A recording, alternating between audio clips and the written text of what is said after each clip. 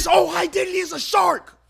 Who are you trying to bang on? And if I see him with them grills, we gonna have to bang, bro. Jay Cinco and DDG used to be close, both part of the Capaholics crew that looked like a tight, unbreakable unit from the outside. They made videos together, collaborated on content, and were seen as part of the same movement. DDG was the leader, the face of the group, and Jay was one of the younger voices in the circle, always active, always loyal. But over time, something behind the scenes started to shift. The moment you ask how much, it ain't for you, bro. Nah, I just want to know how much it is. I'm not gonna pick up a shoe and then I might think it's $1,200. I walk up at the desk, this shit $7,000. I don't give a how much money I got. I want to know how much this costs. Hey, watch this. How much is this?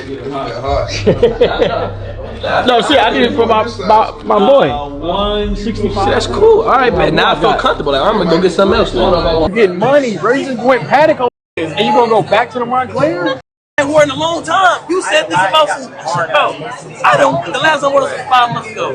When I'm supposed to put it on? September in LA. It don't matter. 75 degrees when you wake up. You got a hoodie on too, though. A hoodie, but you got a bubble vest. It's thin. So you tell me y'all arguing about who dressed better for YB? No, he's trying to be a That's crazy. No, I'm telling you. 2021 from 2022, how much you make off me? But I made in the streets. I was making 300,000. Are you a YouTuber or a rapper? I do both. You have to choose which one you are. I don't have to choose. Yes, you do. The night He took it. You feel me? He could have went about it a different way. Yeah, but I got 4 words though. Who gives a f? I feel that. You still don't go on there talking about No, 100. But that's what I'm on saying. that No, trash that music. 100. That's what I'm saying. He went about it. He said, he grabbed his ponytail and said, "Oh, I lost." I pull my ponytail and say, "Ooh, I lost." Pull your ponytail back. No, nigga. Damn, I lost. All right, let's bet 100 you ain't do it. Come on, bro. Come on, I don't want to do you like that because I wouldn't have said So then it. bet 1,000. I wouldn't have said So then it. bet 1,000. What did you do then? So bet 1,000. I'm telling you, what did you do? Can we bet 1,000? What did you We do? could bet 1,000 and play it back and just see. No, but I'm saying, what did you do before we bet? It's in 4K. Can we I bet? know, I just want to. Hey, Cinco, I think he's just trying to complete a joke, and I think you're trying to turn it into a profitable situation when it's not. No, what? Fans began noticing small signs. Jay showing up less in videos, less interaction online, and a different tone in his posts. Then, out of nowhere, Jay dropped a video explaining why he left DDG's friend group. He didn't go into every detail, but it was clear that something serious happened. You know, the person came in very disrespectful. You know what I'm saying?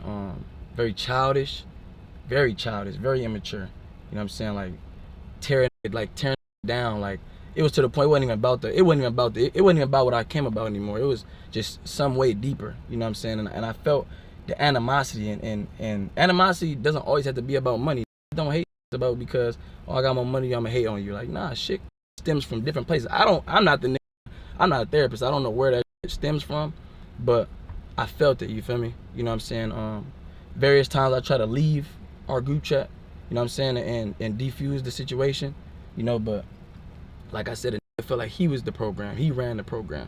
You know what I'm saying? So they kept adding me back and just tearing it down, like coming at it in real disrespectful ways, talking to it like a friend would never talk to. Again, like one thing about me, fool, like if I take shit very serious as far as like signs. You feel me? Like if how I talk to you shows you how much they value you. You know what I'm saying? Like if my cameraman right here, like if I tell it like if we talk about something, we get into it, like that goes for anybody. Like if anybody get into it with they bros, y'all kind of like know what to say as far as like, let me keep that shit up here. You feel me? Because I don't want to go below the belt because I know I can't come back from that. You know what I'm saying? And when it go below the belt and beyond, and it's just like beyond that though, like beyond that, fool, like beyond that, bro. He hinted that things inside Capaholics weren't as real as they looked, that it felt like too much control and not enough respect. That post blew up. People started talking, dissecting every word, trying to figure out what really went wrong. Reactions flooded YouTube and social media, and everyone had an opinion. It didn't take long for DDG to respond. In his video, DDG defended himself, saying the story was being twisted and that loyalty had been broken. Now, I'm gonna say this. Cinco, after this, Stop talking about me. Stop talking about me. And that's coming as, and that's not a threat, none of that. I'm just telling you from experience that continue to go with me and keep going back and forth with me, they never win. Leave the shit alone. Do your content. Do what you do. You feel me? You ain't never got to talk about me again, bro. We ain't never got to shake hands. We ain't got to do nothing. My life going to be great regardless. Your life going to be great regardless. Don't make your whole content about me. You ain't stream every goddamn day. You ain't do all this content creation to talk about DDG every to a psychic. You have people, you know how to be doing the cards? You have people in your life that's not strong. He was like, oh, that must be DDG. Send a little screenshot of some money. I told the nigga, man, f that money. That. I'm talking about 6 figures though. I'm like, all right, you want to talk to me crazy? You ain't getting it. Ee ha na na and the boo boo. Yeah, childish. Who gives a whoop de fucking dude, nigga? I'm not coming out to get you. You gotta call like T.O. or somebody. You feel me? Like that's the only. What? Listen, I know this ain't talking about no club, bro. I can't even tell y'all the last time we went to the club as a group on some club, bro. Are you serious, nigga? Y'all know this take 30 hours to do his hair, right? You gotta clip his curls and put his conditioner in his shit, all this other shit, right? Cinco was always late to the club. Like nah, bro. That would have dimmed my life because I don't got no content to do in that house. All the niggas lying on hoes and shit, I ain't got no content doing that.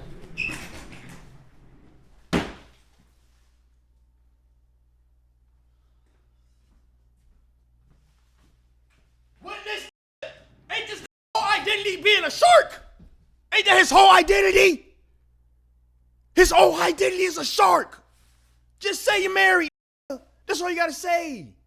Just say I'm in a relationship. I can't be around no girls. Whoop, cool. You could have locked your door. Or you could have went back home.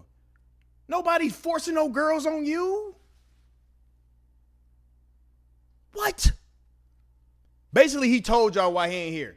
I'm in a relationship, so I can't be in the house. Too many girls running around this motherfucker. Nothing, it has, I'm telling y'all, him not being in Capaholics is not 100% me. It's not.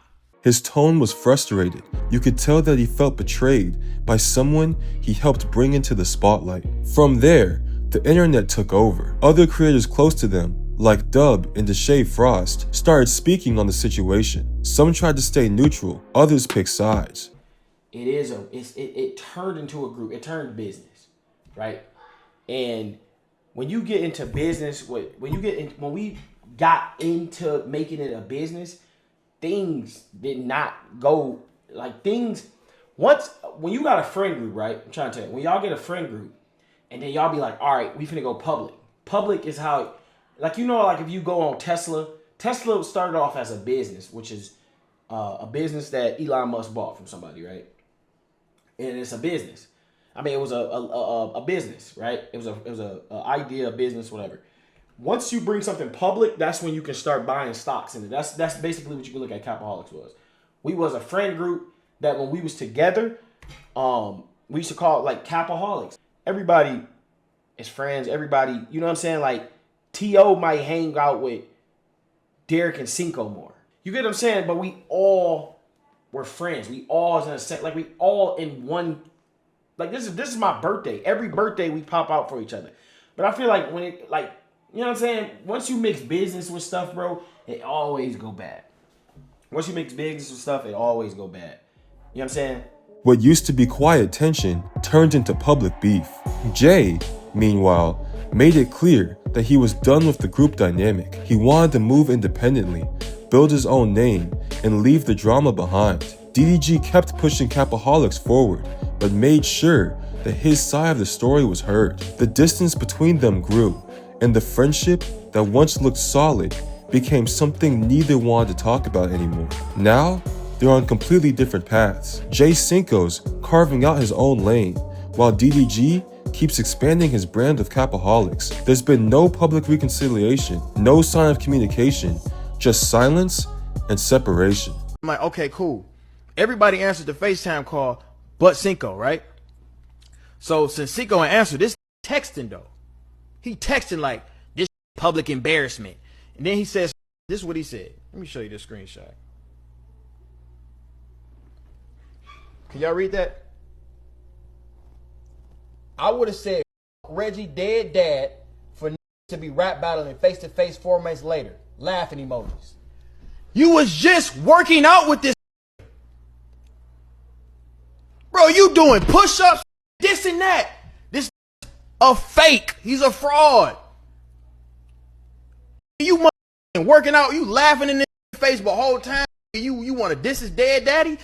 Me and him, if me and Reggie beef is just so deep, why are you laughing in his face and acting like y'all buddy? Do y'all remember in Rome, this pulling me to the side, talk about some be the bigger person gang? Whole time on the side, he want me to do violence. So I'm a for being the bigger person. I'm a for squashing it with a 21-year-old, bruh. This is a fraud. He's a liar. Like, I don't know why y'all don't see through this shit, bruh. Actor. He literally, and he texts, and mind you, we going back and forth for hours, like not even hours, but we was going back and forth. I'm like, and I'm trolling this at this point. And then it get to a point where really make me say, like, you know what, I don't with this no more. This got the talking gangster shit with me. Typing with only C's, replacing all the K's. And I'm like, who are you trying to bang on? You talking about? You're not finna bang on me. And then on that, after what really crossed the line, bro, the following. Mind you, that's why he apologized last time, because I brought the bros. We was supposed to link up at the video. We was doing our video and we got into it. We was finna squabble, and I always say this anytime. I say, I'ma squabble you first, and then my bro want a bag fade off you. Yeah, like that's how that's how we do it. Or if any feel away, you can squabble my bro. He right here. That's just how we do, brother. You feel me? You want to talk about Mr. Crip and Mr. this and all this Crip. So when I bring the Crips out,